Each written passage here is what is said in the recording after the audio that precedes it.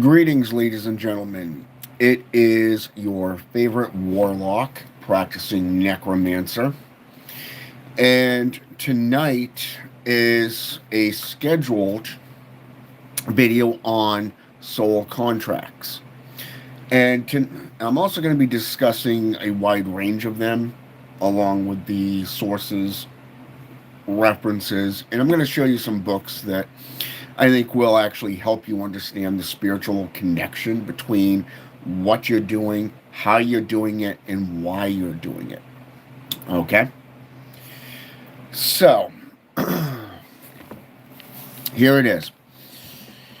Many religions, many religions talk about connecting to divinity, some kind of spiritual force, some kind of connection to a current. It doesn't matter what religion it is, it's there. A lot of times it's family hereditary, other times what you would call a family service, meaning that the children, the parent to the children, from the children to their children, and so forth, carry on the oath and the duties of whatever you have promised. Okay?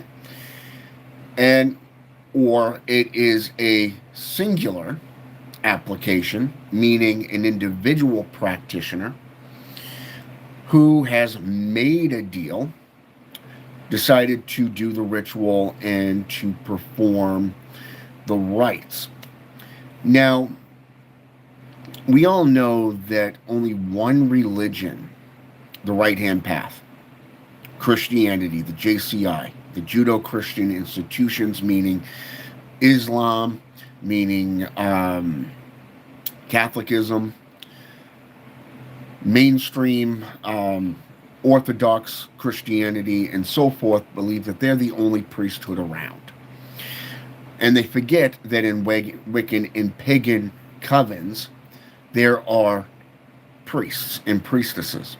They forgot that in the old days that there were druids, which were considered to be the priesthood of the Indo-European traditions, such as in Gaelic and Anglo-Saxon, Germanic even. Now, even if we talk biblical, just out of an example, we have what is called the Ikean, which is not considered to be a stable, which is what they assume that it is, but a horse. And so when we get into the what is called the Nri, which is NRE, which is found in Matthew's chapter 2, verses 1 through 12, we see the Magoi. Now, I want you to think about the Middle Eastern mage or sage, okay? The priest and priestess of this era, okay? Now, what is the definition of a priest? Okay, somebody who's enlightened, somebody who's connected to the current that they are educating themselves into, right? So, Magoi in Greek means wise man or magician. Okay? I want you to remember that. In Persian, a magician is a sorcerer. Okay?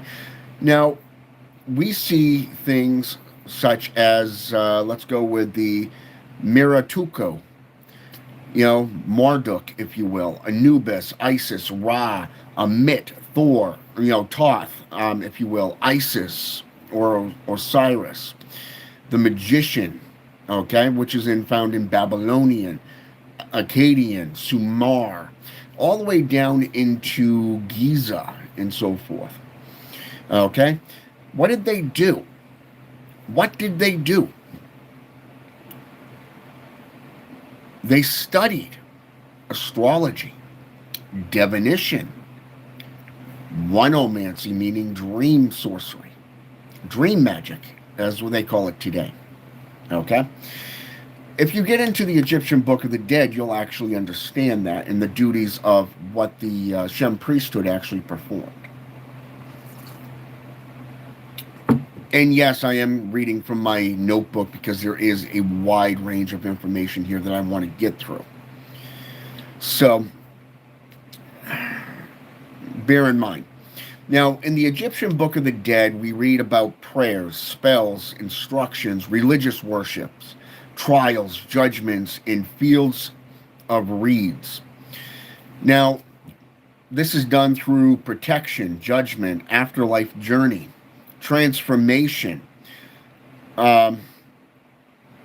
origins, and going by faith, the faith by the day.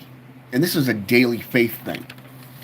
So by the time we get into, let's go with Lovecraft. We all love the weird tales of H.P. Lovecraft, right? As you can see, I love the Necronomicon. In fact, I have delved in over the last 3 months and really gotten back into that as a necromancer.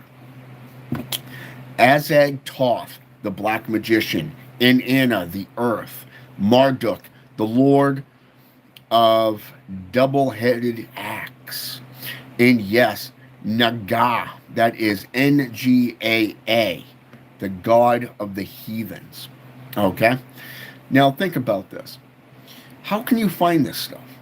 You have the Megan texts, which is a collection of Mesopotamian creation myths and magical texts. The mythology describes war between gods and monsters within Sumerian and Babylonia. The slaying of Tiamat, the dragon of chaos, by Marduk. The descent of Inanna. Ironic, right? The Enema, 51, if you will. We call it the Enema Elish, the Megan Tablets of Magic and Creation, the Liber E, the Necronomicon Spellbook.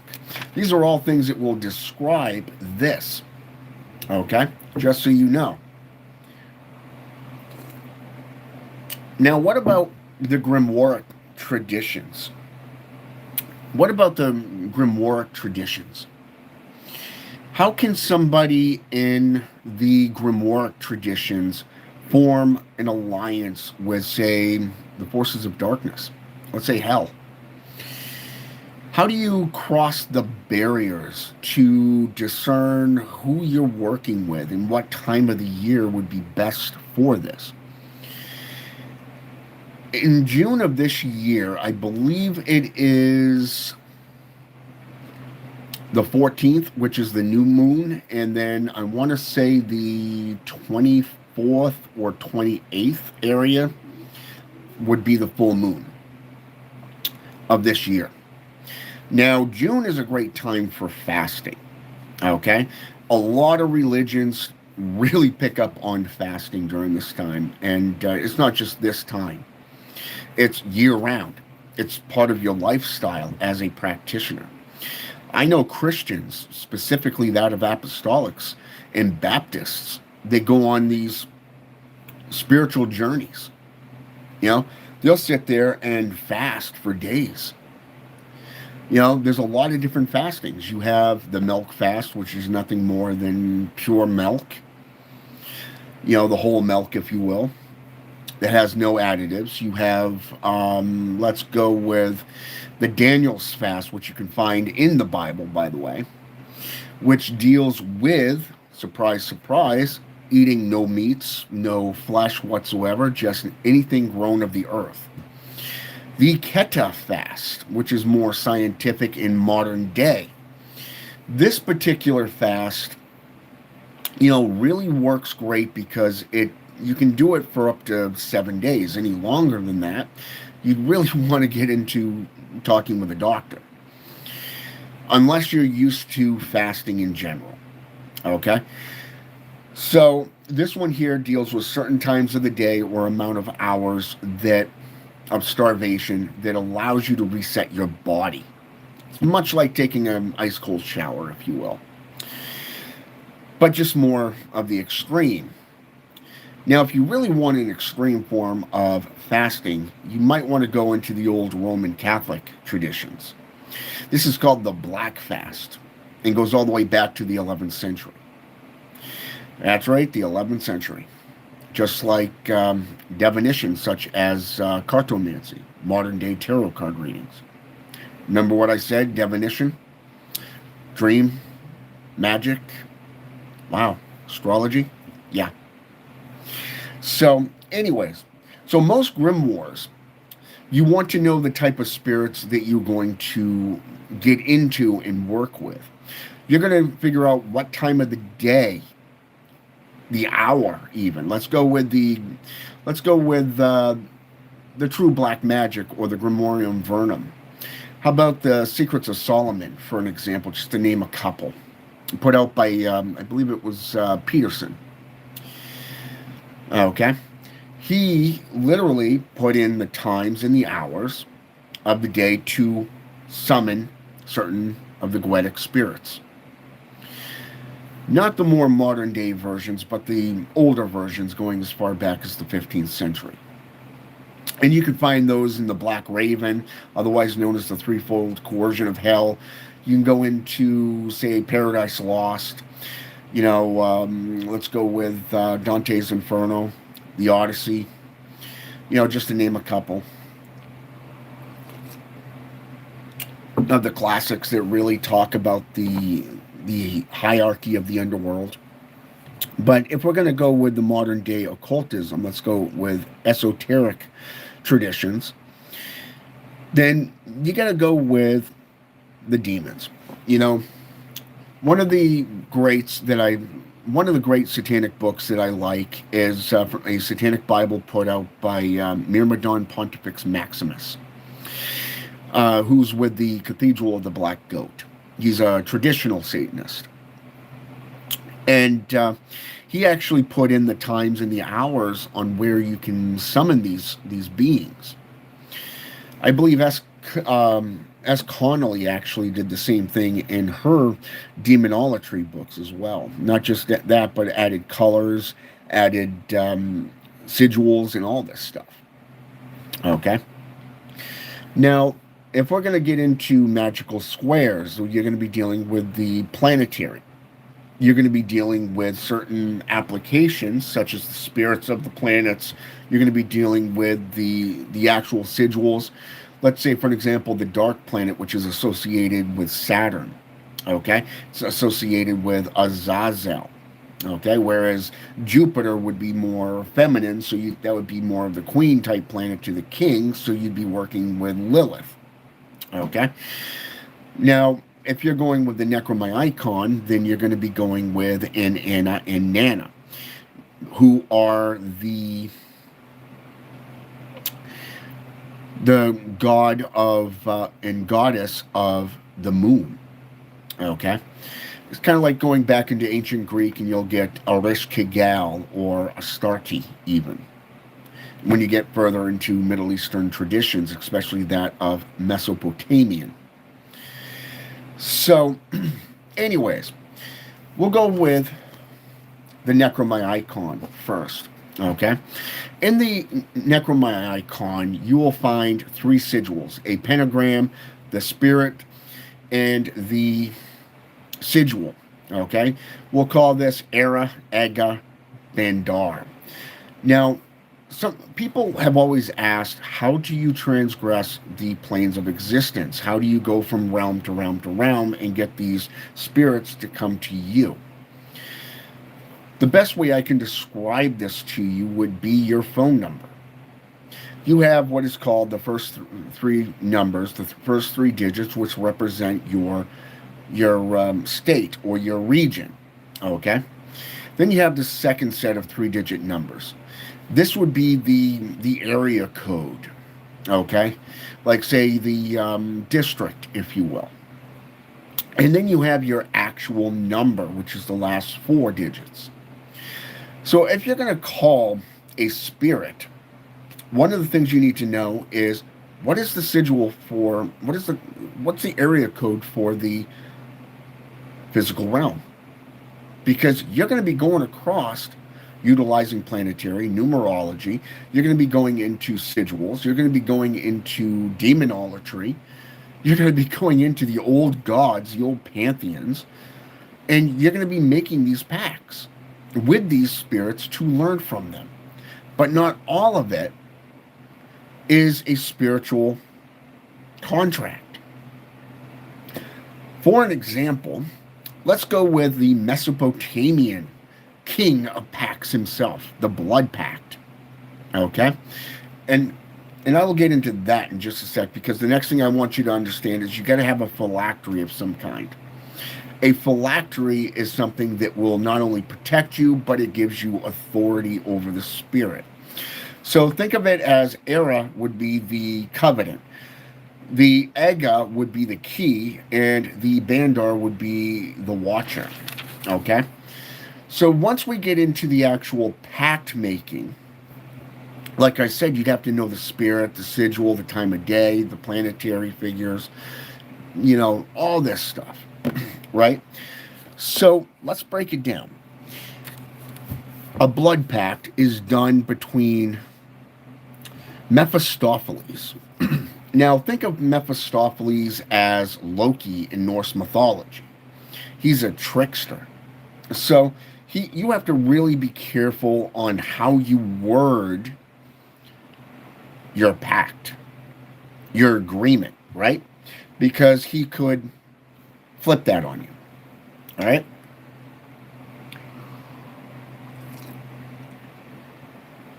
Now, then you have the blood pact is basically a solemn offer, ritualistic agreement between individuals and or groups sealed by the making of a symbolic shedding of blood representing an unbreakable bond or deep loyalty. Okay? That is what Google actually suggests what a blood pact is. However, those who are in the occult, those who work with demons, know otherwise. You are making a physical contract, which is a quick get whatever the hell you want scheme for an offering, a sacrifice. And like I said, Mephistopheles is one of those beings that will jump on it like that. Okay? A soul pact, a spiritual pre-birth agreement made between souls to plan lessons, grow opportunities, and significant relationships before incarnating. So in this point, you're really getting into the Tibetan Book of the Dead.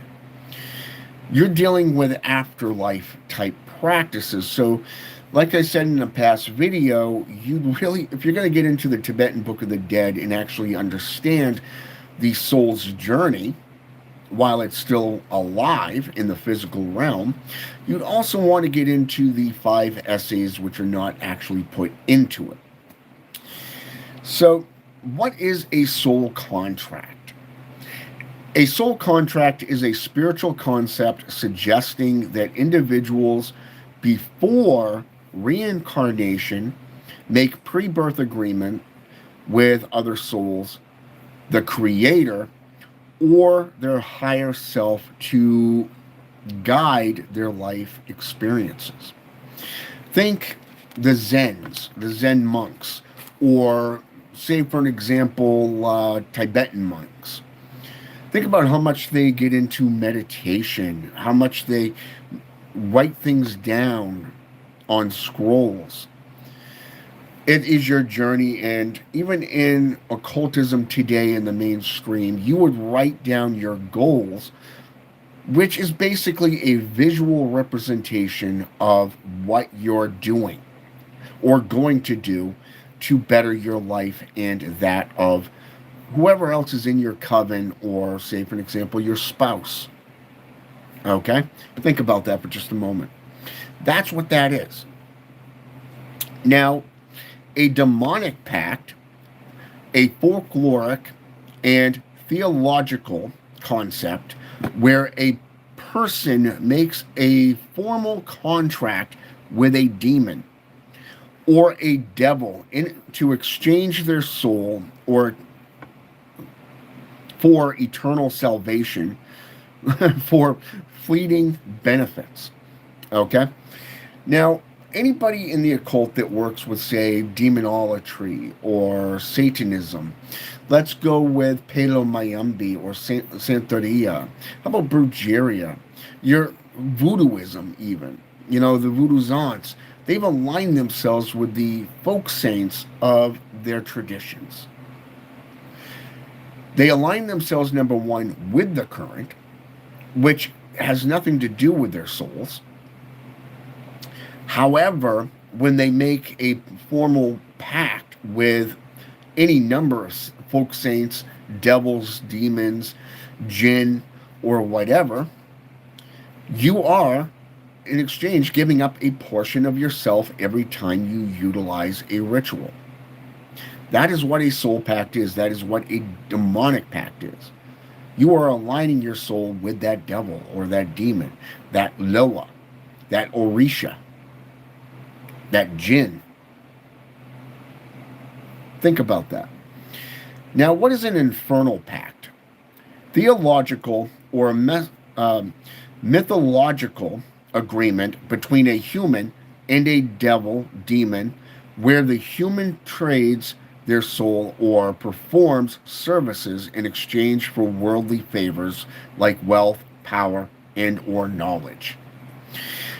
Now keep in mind, this is a Google translation of what a infernal pact is compared to a demonic pact.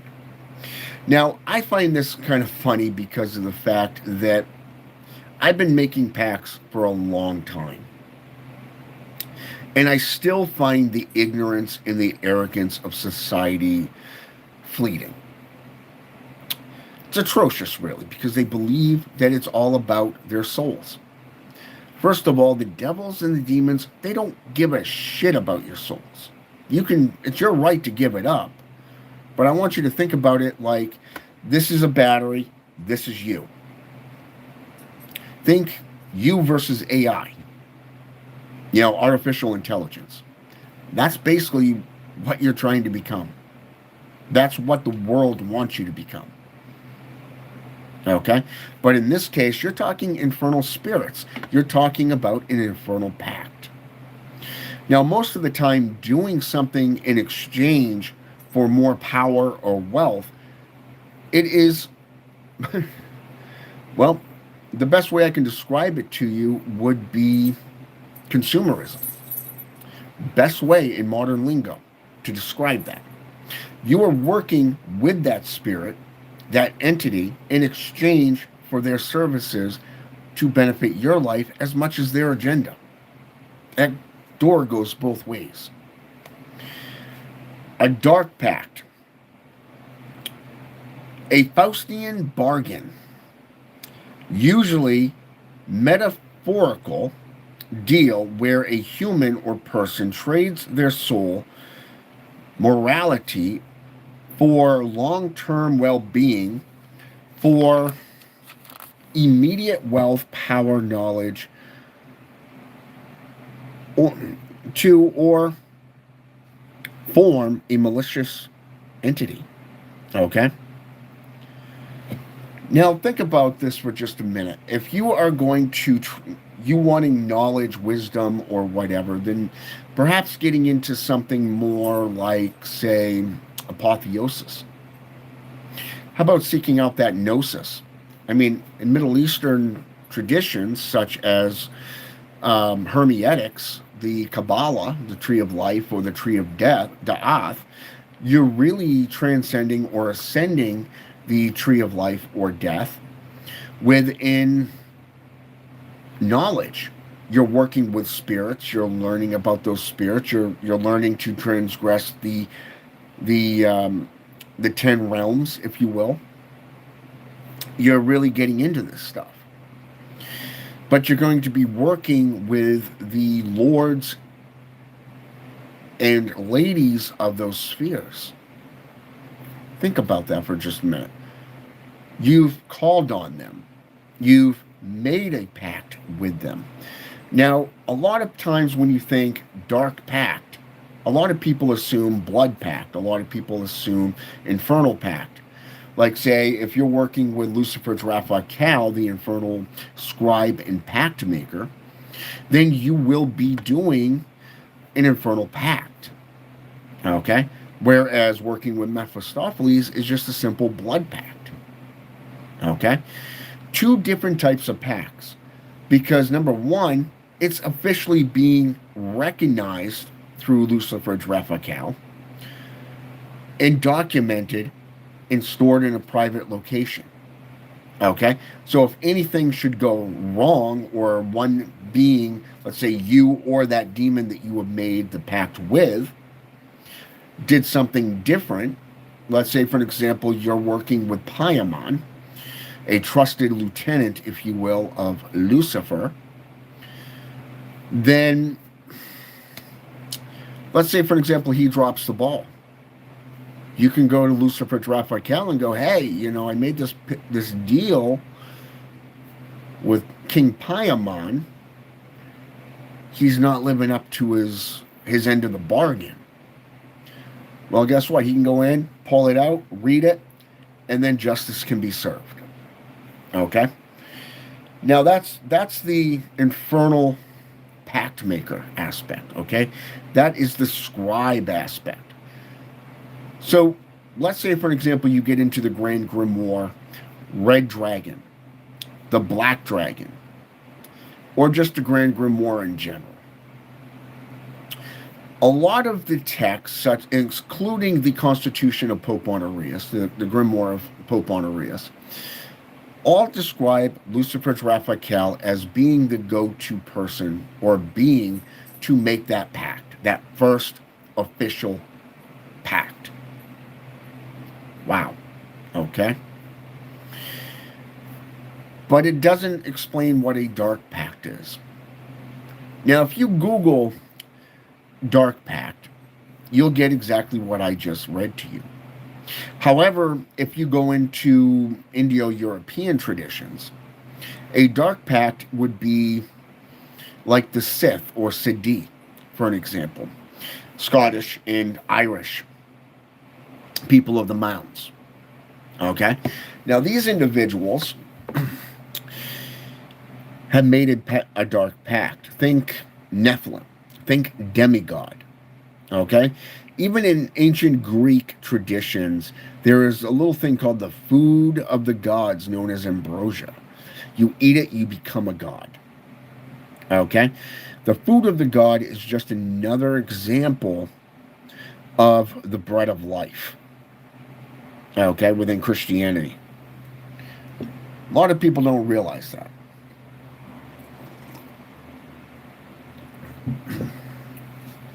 Now, get into the Megan texts. The Necronomicon by Simon. The Necronomicon by Lovecraft. The Edda, Elish. For an example, just to name a few. You are going to see quite a bit of what I mean by the old school pact making. Now, one of the ones that I like, and like I said, I love this one. But the Dark Pact, like I said, really applies to this because what is a Dark Pact? But you're going from being an individual sorcerer, practitioner, and you're trying to move up the food chain. Look at the very definition of apotheosis. Okay? Apotheosis begins with self-mastery. Then you start working to self-evolution. And you keep moving up that food chain with the goal of becoming a god or goddess. That's your philosopher's stone right there. Okay? That's your philosopher's stone. You know?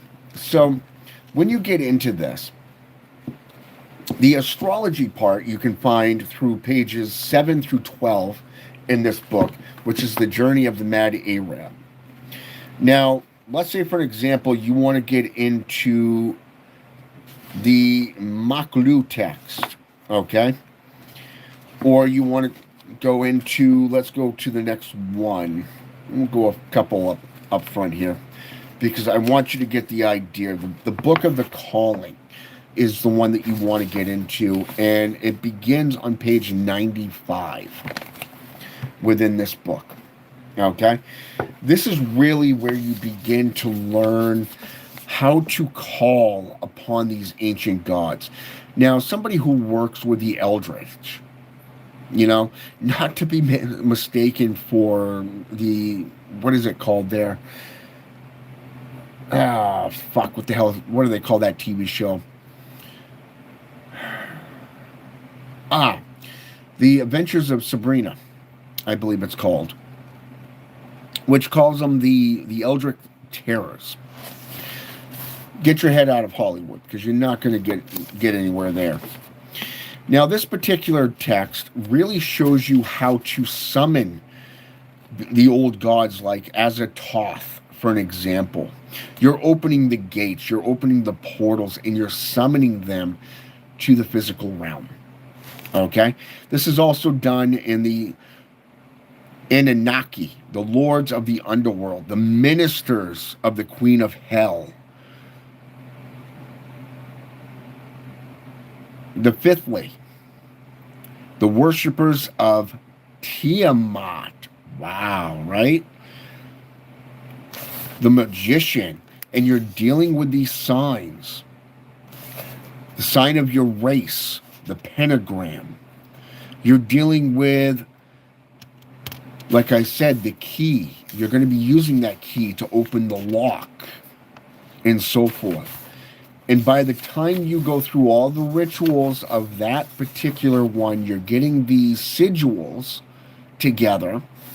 You're going through the prayers, the ancient, language of the city of Ur, if you will, or the culture of Ur, ancient Babylonian, Sumerian, and so forth.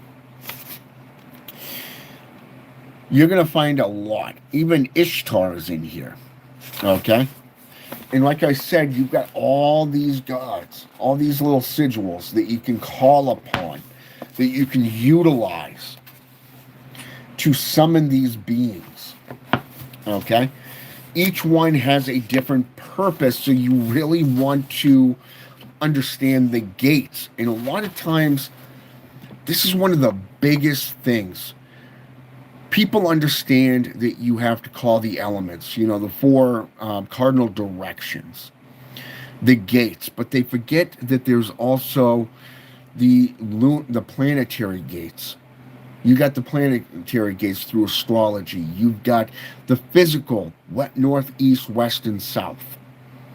You got to pick the deities that corresponds with those particular that particular calling that you're trying to do through those cardinal directions. Okay? And each one of these, as you can see, is far more intricate when it comes to, for example, this one here. Love that one, by the way. All right? More intricate when it comes to working with these beings. You notice this symbol. When you get into the magical squares, you can find those in the Sacred Magic of Abramelin the Mage, for an example. I believe it's chapter 23, I believe, if I remember correctly. Deals with all the different types of squares, for the magical squares for various different things, from wealth to knowledge to evolution, you name it, it's there. And then finally you get into the names, the names here, okay? The book of the 50 names of Marduk in Enki, which is why I really recommend that if you're going to do this, You're going to get into the Necronomicon, the gates of the Necronomicon. You're going to get into the dead names of the Necronomicon. You're going to get into this book, the spell book. Okay? The spell book I do recommend because it gives you the 50 names of Marduk himself, being the number one of those 50 names. Gives you what each one of these spirits, each one of these names, and what they represent and what they can do for the priest or priestess. Okay? And like I said, every tradition out there in the old world has had both male and female priests. I'm talking priestesses, I'm talking priests. Doesn't matter if it's the cult of Anubis or Artemis, Isis, or even one of the main gods of the old pantheons. They are there. They are the worshipers of the holy temples. Okay? And finally, and then you get into this one here, the Nergak, the fragment of Nergak of the Necronomicon. Gives you everything that you need and the names of the beings, of what they can bring to you, what they can do for you, who they serve, how to perform the rituals to bring in the specific deity that you're looking for, and for what purpose. I love these books, by the way. Okay? Now, like I said, you're going to need this one here, which is the Necronomicon by H.P. Lovecraft. This one here is the commemorative edition. I believe it's... This one here came out in... let me see here. This one here was published originally 1930. Again in 1970 by Gahan Wilson. Yeah, and again in 2008 in Great Britain, where it was first published in Britain, by the way, by, I'm not even going to try to pronounce his name. I'd probably butcher it. Very good thing, but it gives you the full-on depiction of what H.P. Lovecraft performed. Okay? And like I said, depending on the tradition that you follow, each one of these traditions has color coordinations, types of metals, stones, astrological signs for the meanings. You know, the gates and the portals. You know, think Orion's or the Gate of Leviathan. You know, Orion's belt, if you will.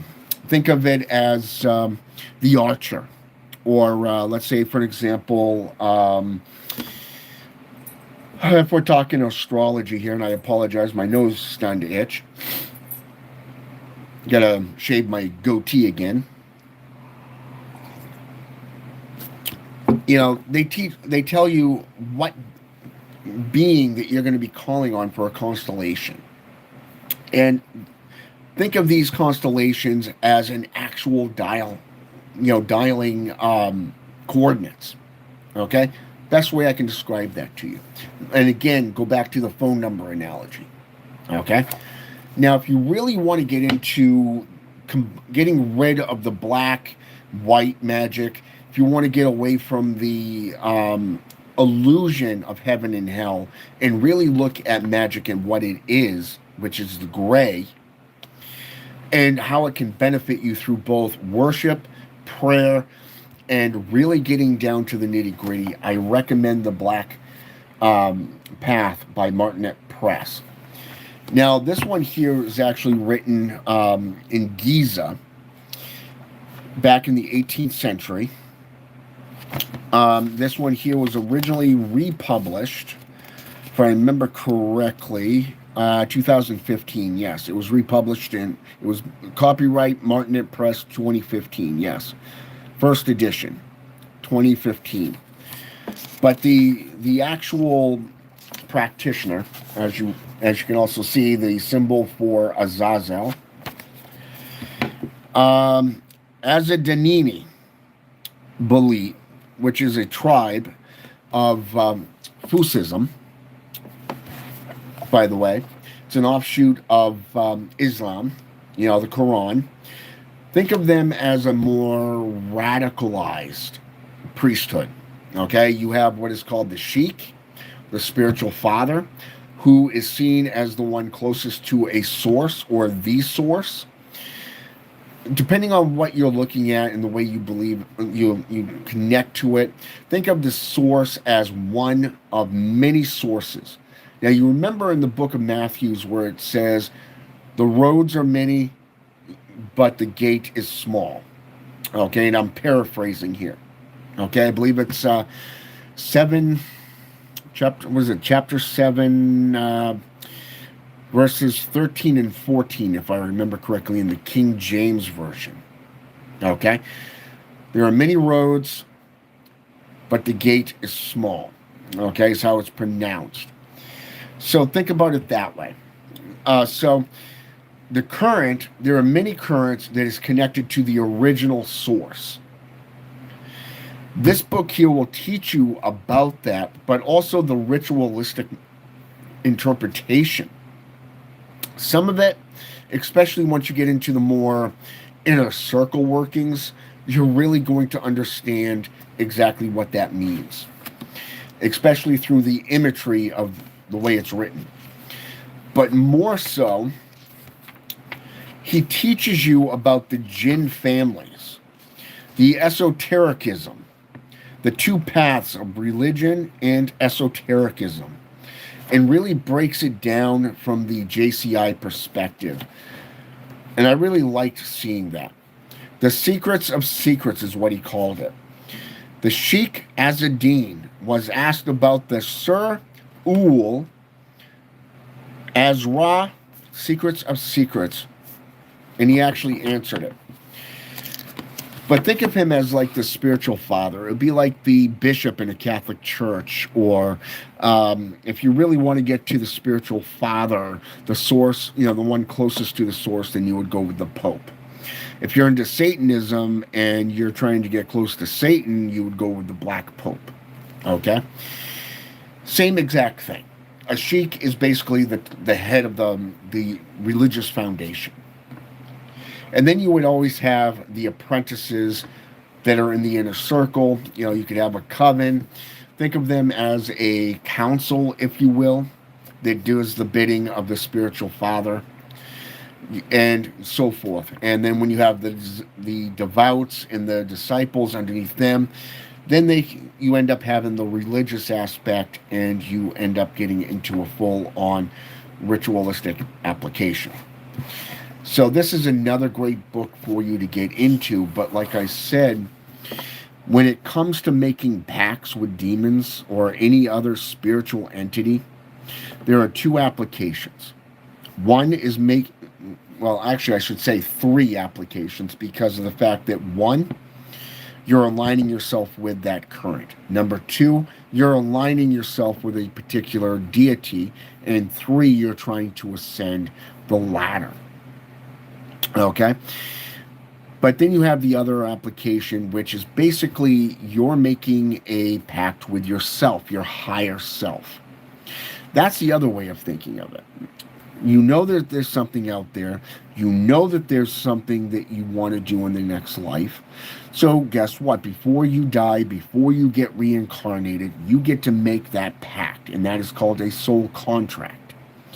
So you have what is called an actual pact, and then you have a contract. A contract is a limited time thing. It gets to dictate what can be done. Whereas a pact is you have formally aligned yourself with that current, that entity. The contract is like a temporary business dealing. So think of it like this. Let's go with the 2 rich people who have written a lot of books here. Let's go with Donald Trump, President Donald Trump. He's written a lot of books. I've actually shown a few of those books that I've owned, like the Art of Making a Deal or the Art of the Contract.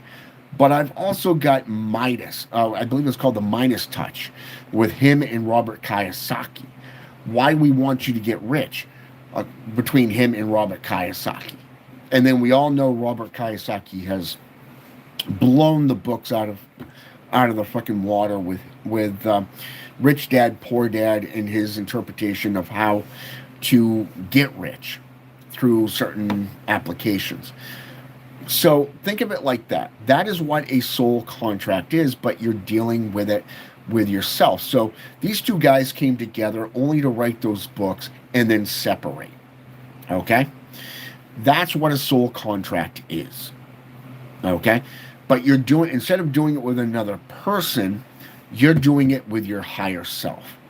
So before you are reincarnated, like Buddha, for an example, in Hindu traditions, let's say reincarnation within Hinduism, let's go with the Zen priesthood, let's go with Buddha in Buddhism, then you are literally elevating yourself to achieving certain things, certain desires, certain goals that you want to set before you come back so that you can actually work to achieve them.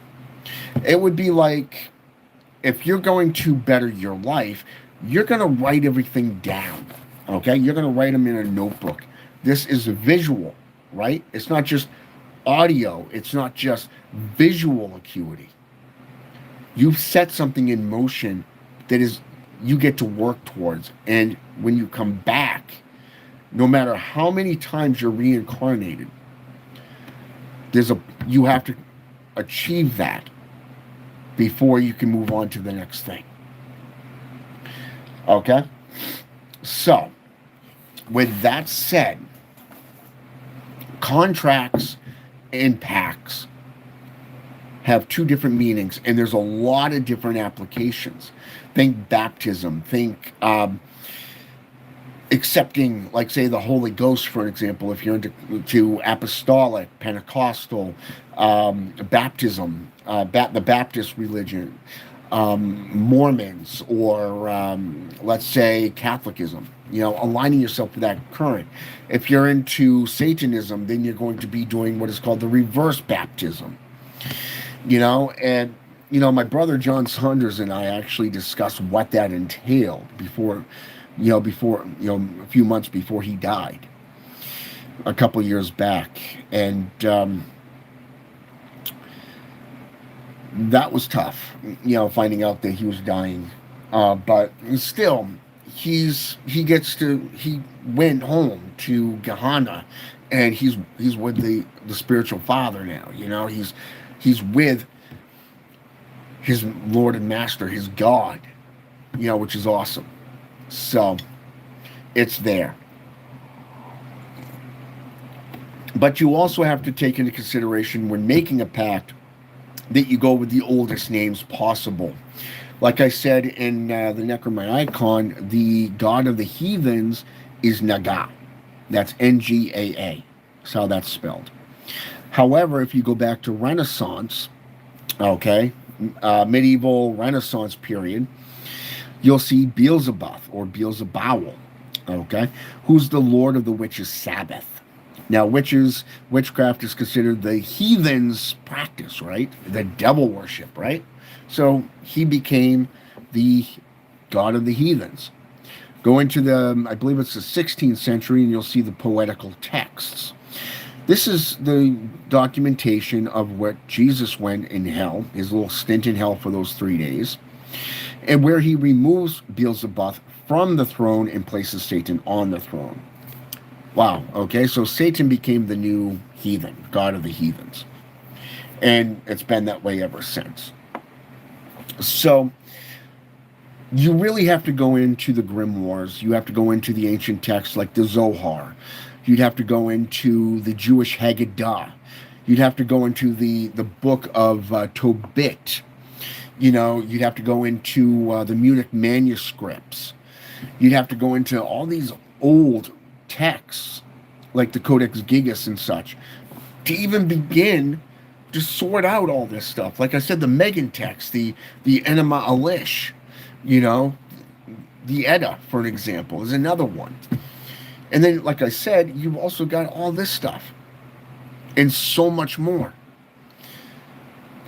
But you're the one that's going to have to sit there and discern what kind of pact you want to make, how you want to make that pact, how do you want to word it? Is it temporary? Is it permanent? Do you want to align yourself with a certain current? And if so, what for? What do you want to accomplish during this time? You don't want to be ignorant. You don't want to be arrogant. You don't want to be somebody whose duality shows through. You know, for an example, the other day I took the dogs down to the waterfront. Okay, and I was walking the dogs, and of course, people and children, they love on the dogs. They love to see the dogs. You know, I got 3 beautiful huskies, you know, Opal, Duke, and Ember. Used to have Ringo and Ryder before they died horrible deaths. But that's another story. But Opal, Duke, and Ember get along great with kids. They get along great with people. They love people, even though they're an offshoot of the gray wolf. So I try to educate people on this. And I had somebody that wanted to connect to. She asked me if I had the TikTok or Facebook or YouTube or whatever, you know, type accounts. And I said, yeah, I have this one here that you can subscribe to. Just don't pay any attention to the other activity. And she said, what's that? And I said, oh, occultism. What do you practice? And I said, necromancy. You know, I didn't really think about it. I just blurted it out. And then I thought after that meeting, it's like, that was stupid. That was real stupid. Why? Because then that kind of opened up more questions. Because the arrogance, the idiocy of the public, believing what they're told, believing in Hollywood propaganda, believing what the church says that this practice is about, without doing their own research. For an example, the Greek and Roman necromancy goes into a lot of different practices. Wow. It's a little dry on the read, but if you can work your way through it, feel free. The Forbidden Art of Necromancy by Lucifer Raphael, another great one. Easy to read. Talks about the Bardo Thudal, you know, the Tibetan Book of the Dead, and so forth.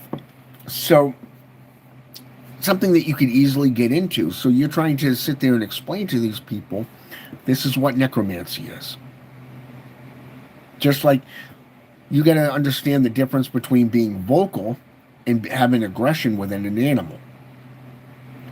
A lot of times you hear them being vocal, they think, oh my God, they're being aggressive. You got to get that dog out of here. And then that dog gets a bad rap for just being vocal, non-aggressive, you know? So you're thinking, okay, do you sacrifice your animals? Why the fuck would I do that? Idiots? You know what I'm saying? That's the kind of stupidity of modern culture. So you really have to watch how you say and what you say. It is the exact same thing with Mephistopheles. Same thing with Loki. Now think of Satan within Michelle Belanger's book. Okay, I believe it's called The Dictionary of Demons, which you can go into, and you'll find a section where it describes him as Satan as being the witch, the father of the witches and warlocks. He's the witch father. You go into the Magus put forth by Francis Barrett. How about the Grimoire of Armadale? And again, you see where he's considered to be the god of the heathens, the father of these children, if you will, the children of the night, those who practice witchcraft and sorcery. Wow. Again, so these people, these witches and warlocks who are keepers of the sacred knowledge, the magus, the sage, the priest, the priestess, who make these deals, who align themselves, make the pacts and the contracts to evolve, are demonized. Wow. So the victors tell the stories. So how do you know what is what if you don't delve into the historical account? Now, I could have gone in and said, well, you'd have to go into anthropology, you'd have to go into thanatology, you'd have to go into modern medicine all the way back to the 16th century. Half the tools that you have today through psychology and parapsychology, you know, you're going to see the barbaricism of it. How they took all this knowledge from herbalism, and then all of a sudden now you're making synthetic meds with a petri dish. Wow.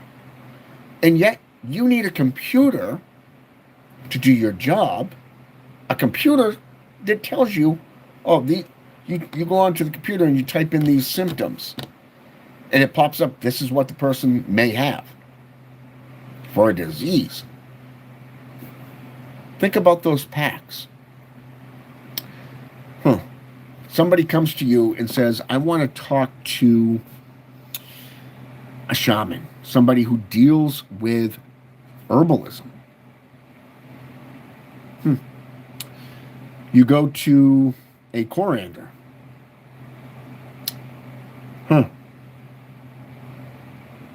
Wow. You go to a botanica to learn or to gain insight in how to heal yourself, right? So, how would you do that if you didn't go into making a pact or aligning yourself with a certain entity? What is the point of getting into herbalism? What's the point of working with stones, working with planetary figures, if you're not going to do the time, do the time and learn for yourselves? I'm just saying, there is a lot of things out there that people don't know. All these packs that I just told you about, all the grimoires that I just named off, including, yes, even the Bible, which can go back to the Vulgate Bible, because all the Bibles today goes back to the 16th century, which was a part of the Vulgate Bible, which originally was a part of the Codex Gigas. And then if you go into the Catholic aspects, you got the Tyndale Bible. What is that? 1532, I believe, is the edition in that format. Even the Ethiopian Bible is older. Those two Bibles there, the Tyndale and the Ethiopian, are older than any other Bible. Wow. So that would get you closer to the source if you are a Christian, right? It would be like tracing the demonic roots back. Let's go with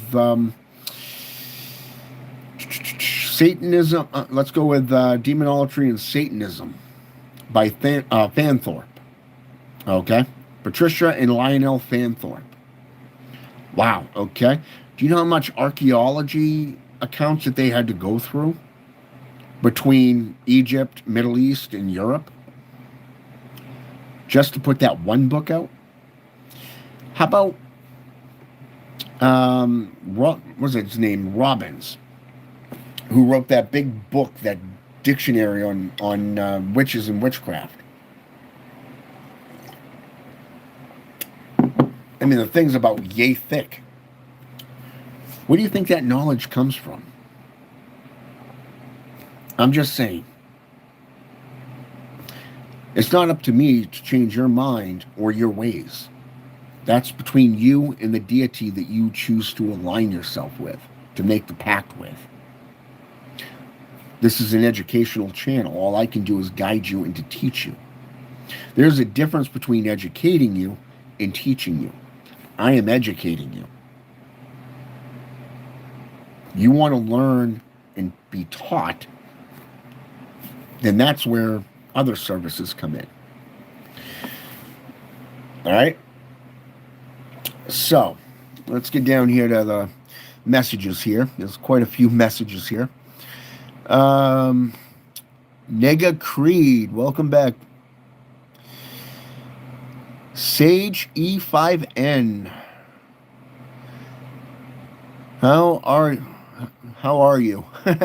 Oh, just a sec here. I just did something with a coloration here. Yeah, just getting over a cold, really. Leo, brother, welcome.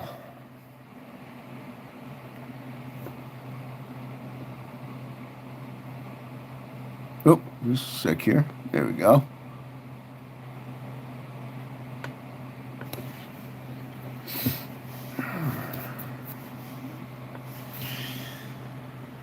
Clutchman 18. No, I do not.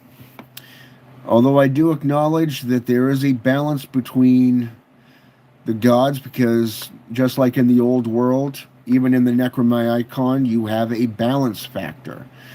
For any religion going back hundreds of thousands of years, you're going to see the duality aspects. For an example, today you have God versus Satan. Go back 500 years, you're going to see Michael versus Lucifer. You go into the Necromaicon, you got Marduk versus Tiamat. Go back into Zoroastrianism, and you got what is called Ahura Mazda versus Orion, okay, the dark god. Go back into Sanskrit, specifically that of the scroll of Armin, or Amrin, I should say, I believe is how it's pronounced. And you got Michael, the leader of the forces of good, of light, the children of light, versus the children of darkness led by Belial. Wow. Even in the Bible, in the book of, I believe it's Leviticus, you'll see the reference to the children, the sons and daughters of Belial. That is where they got that from. So, like I said, you have to go back into the old scripts. So there is a duality and a mirror effect between having an opposite or opposing forces. There is that balance factor. I mean, hell, even in the 9 choirs of heaven and hell, you see 9 realms between the throne of God in this realm and this realm to the between this realm and the throne of Satan. So there's a lot of references out there that do point out the fact that there are certain divisions or orders, if you will, of different ranking beings. It's no different in the Necromaicon, which is said to be one of the oldest manuscripts in existence, especially through the Mad Arab. And I'm not going to get into the Aramaic aspects of that, by the way. That is a pain in the ass to go through, by the way, especially to translate. But I do not support God, nor will I ever support God.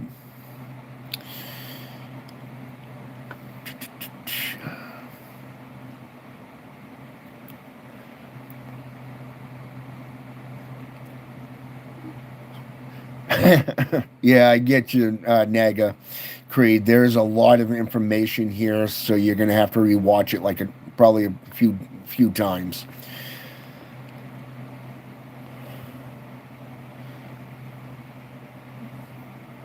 Exactly. The Eldritch is Sumerian. It's Babylonian. Goes back to the Tower of Babel.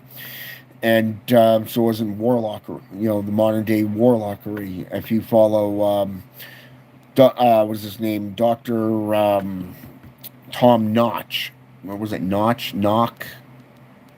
Oh, hell, I can't remember what his last name is. But you'll find him on here on YouTube. He's got his own channel and everything. He's considered to be a prophet, if you will. I find him humorous at best.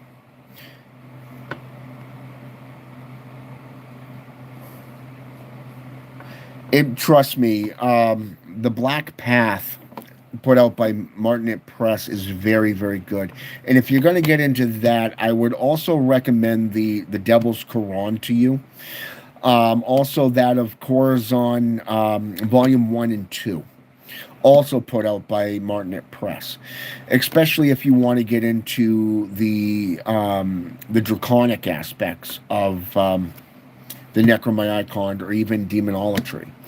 You know, if you're into Luciferianism, that is another application of the draconian path. So, just to give you that little that little intel, Naga Creed.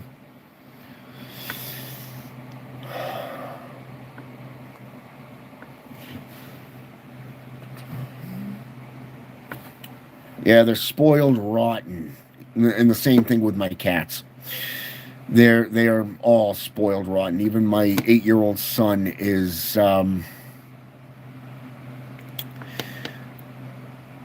very cool. You know, he's very spoiled, especially at 8 years old.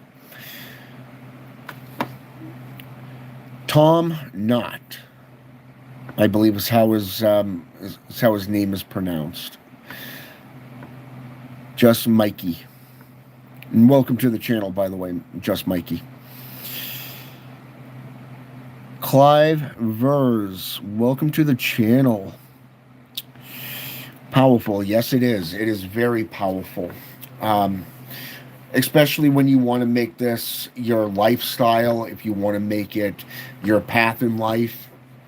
It's all about learning. You never stop learning. You continue to grow. It doesn't matter if you're an ordained bishop like I am, with a doctorate of divinity and multi-faith theurgy. And I've talked about that in the past as well. Who would have thought that about 15 years ago, that I would have studied to become a minister and then become a multi-faith minister on top of that and work my way up to what I am now. And yes, I work for demons. I work for Gehenna. I work for the old gods. I am their ambassador, and I'm just a humble servant. I'm a scholar. And I love doing what I do. So, I get to share that with you guys and share with you,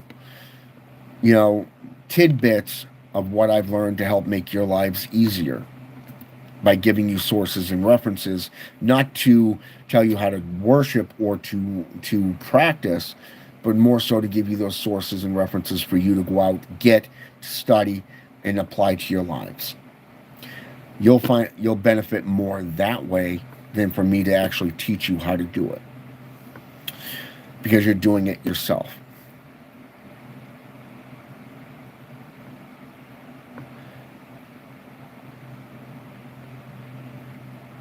Oh yeah, okay. Yeah, I love that book.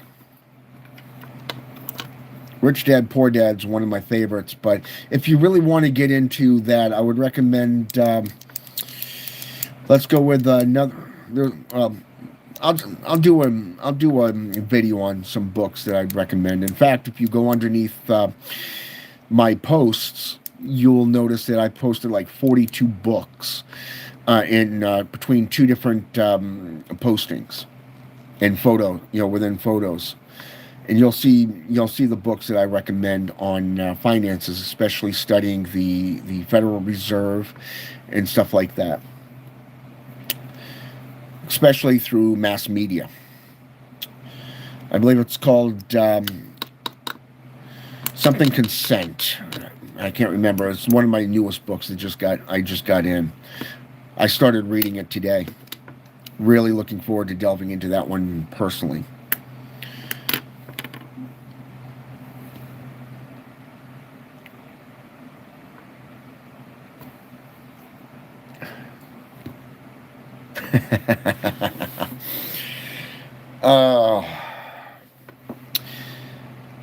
I can tell you that one of the things that I would recommend, Just Mikey, is this.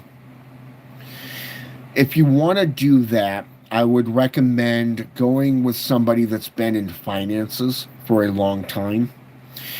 I got lucky because not only do I have an elder that deals with investing, but I also have an apprentice who became one of my best students and a good friend of mine. I consider him a brother. Um, he was in financing for like 20 to 40 years. He worked like for two major conglomerates, if you will. And he taught me so much just on that alone. The rest I did by myself by going out and watching the Rich Dad channel. I went underneath various different investing, channels and stuff like that, and then I got into going into just the various types of books before I realized you only need just a small handful of books like Think and Grow Rich by Napoleon Hill, Modern Money Mechanics by the Federal Reserve Bank of Chicago. And like I said, there was like two other books within that 42 book series, that I put forth that I would recommend in that as well. And then, like I said, I mean, you could always go into I Will Teach You to Be Rich by, I believe his name is Emmett. Was it Ramit? Emmett? I think it's Ramit. He's from India. But he teaches a lot about credit cards, investing, and stuff like that, and going into the APRs and stuff like that. And I've kind of discussed how I use that to help my son's mother out with a car dealer. Made that guy completely, took him right off his rocker. Loved every minute of it. But outside of that, I would also recommend a book by called The Fair Tax Book as well. Very insightful. It deals with the 16th Amendment. And then I would also recommend How to Hide Your Assets and Disappear, because it also deals with finances. So those are some books that I would recommend to you, Just Mikey.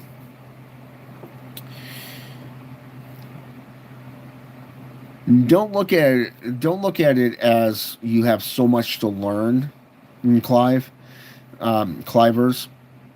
It's more of the fact, just go your own pace. Think of it not as a race, but more as a marathon. Yes, that is kind of like a race, but more of a slower version of it. You want to be able to learn as much as you can in the allotted time that you have in this world. But at the same time, you want to make sure you understand it and grow. All right? And you welcome, Just Mikey.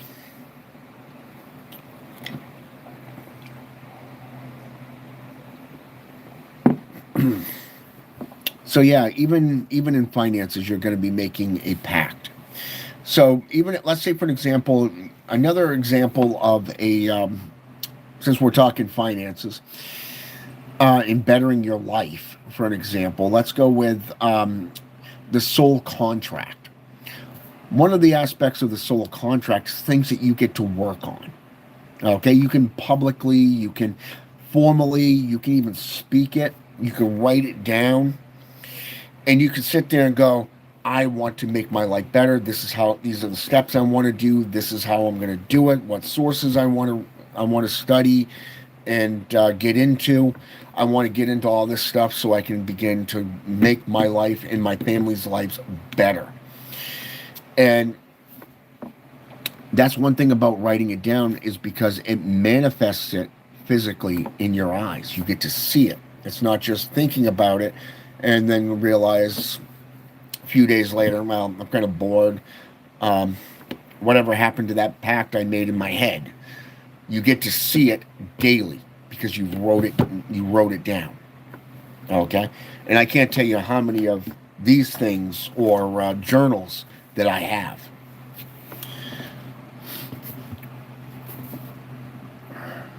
Exactly. So, anyways, that's this video. I hope it's been enlightening. I hope it's been educational. I always try to educate you guys and leave you with a lot of good references and sources to look up. So that's going to benefit you the most. if you go back through and you write down all the grimoires and all the perspectives and stuff that I've mentioned, and then go do your own homework into it, because always better. Okay? This is why I always tell you guys, back up what you preach with numerous sources and references, and always make yourself available to the public, because you are responsible for the things that you do and say. You're responsible to the beings that you work with, such as the demons, the old pantheon gods, or even the Christian God, the Islamic God, or whatever. Or, and then you're responsible to the culture itself, because you are held, especially if you're a priest or a priestess, you are held like any government official, like say for an example, a firefighter or police officer. You are held reliable for the things that you do and say, because you're held at that same standard. You're a civil servant, basically, a constable in that way, just more in a spiritual sense. So, and a lot of times you just don't get paid for it. But just saying. All right. So, like I said, I want to thank everybody for jumping on here with me. It's an honor having you here. I'm glad that you did.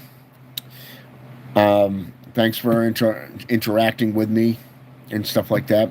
If you like what I do and what I put forth, feel free to hit that subscribe button, hit that notification button so you don't miss the next time I'm on. And feel free to share the channel with people that you think will benefit from it. All right? That's all I got to say.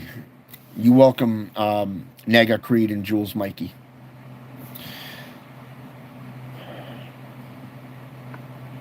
Jamaica. Wow.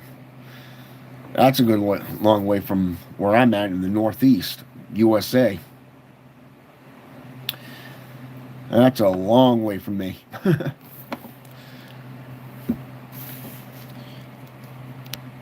But since you're down that way, you might want to get into the Dukan or even the Voodooism. You'll find good references within priests and priestesses, especially the Palero or the Marimberos. So, and the different rankings. Well, I hate to break it to you, but we've got so many laws between state and federal laws that you can't even wipe your ass without getting some kind of charge. They've actually watered the laws down nowadays, that cops don't even do what they normally did, like, say, 35 years ago. You normally get a ticket for jaywalking. Now it's just like they don't really give a shit. As long as it's not something major, they don't want to do their jobs.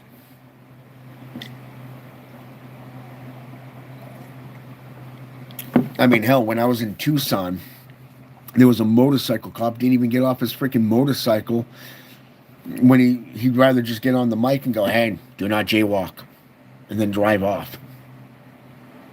That's how lazy these guys have been. I kid you not. But it's there. I'm just saying. I'm not knocking the cops. They actually do quite a bit, and I happen to have cops as friends, so...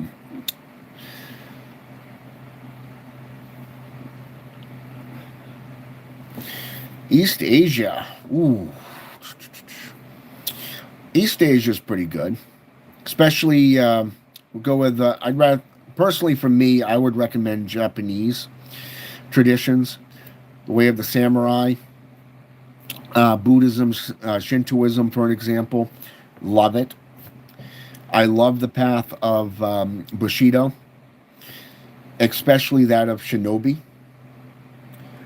Really great. There's not as many good books in Shinobi when it comes to that kind of knowledge, but there's a lot of topics out there author-wise. Miyamoto Musashi, for an example, the Book of the Five Rings. Love it. He was the author of the 21 Rules of Nagoto. Then you have Inazo Naitobi. Very great author. I love those two men. Their lessons, the wisdom that they put forth. And just so you know, Just Mikey, Um, Anazo Naitobi was actually a Christian in the last of his family line to be taught and trained in the old Bushido, the way of the samurai traditions. He became a Christian. He became a Catholic and actually became one of the leading experts in religion and philosophy. He actually worked his way up into how should I say this, different regions of the world, and he went back and forth between America and Japan to be not only to teach but to be an intermediary. He was looking for a way to bridge the cultures, and honestly, I think he did that. So I got a lot of respect for Naitobi's work. He's got quite a few good books out there. There's several books that I recommend on Bushido alone. The way of the samurai, the way of the warrior. Now, if you're getting into Chinese traditions of sorcery and religion, most of them would be Catholic or just regular Christian aspects, but they do have sorcerers in there. They don't really come out and say, hey, I'm a witch or a warlock, because they really frown on that. So you'd have to really be careful on who you trust and who you reveal yourself to. Now, if you want to get into, say, Indonesia and Malawi, okay, just out of an example, you have the Dukan.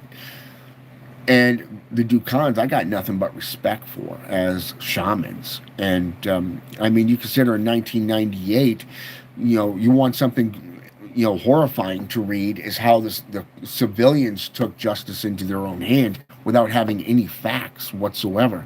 Look up the rape of Dukan, spelled exactly that way, Dukkun, Dukan.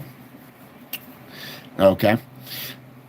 Where 150 to 300 shamans were murdered because they thought that they were cursing everybody. Yeah. All the little islands surrounding Indonesia and Malawi. Another good one. And then obviously here in America, late 80s, early 90s, you have the Satanic Panic. And even now, you've got the Pagan Threat, which is the latest book from Christianity that's come out saying that pagans are the problem. Wow. That's all I got to say. But when it comes to Asia, Middle Eastern, even European traditions, the old world, you got to go with those traditions because they're really the best, especially going back hundreds of, back into the old dynasties.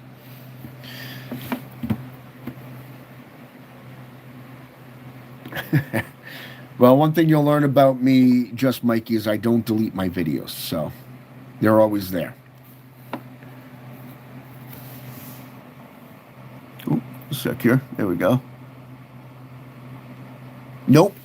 Rape of Dukan.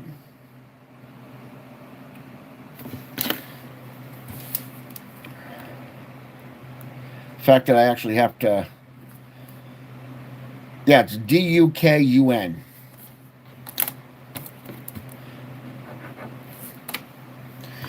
The fact that I actually have to spell it out for myself. But to be fair, it is late night where I'm at. I started this a little bit late, after 9 p.m. Eastern time. So we've been on here. It's now 10:30 p.m. where I'm at. So, and I've been up since about 5 a.m. But I also don't sleep much either. All the years that I've practiced and traveled and everything, being a father and really going between two different jobs, you tend to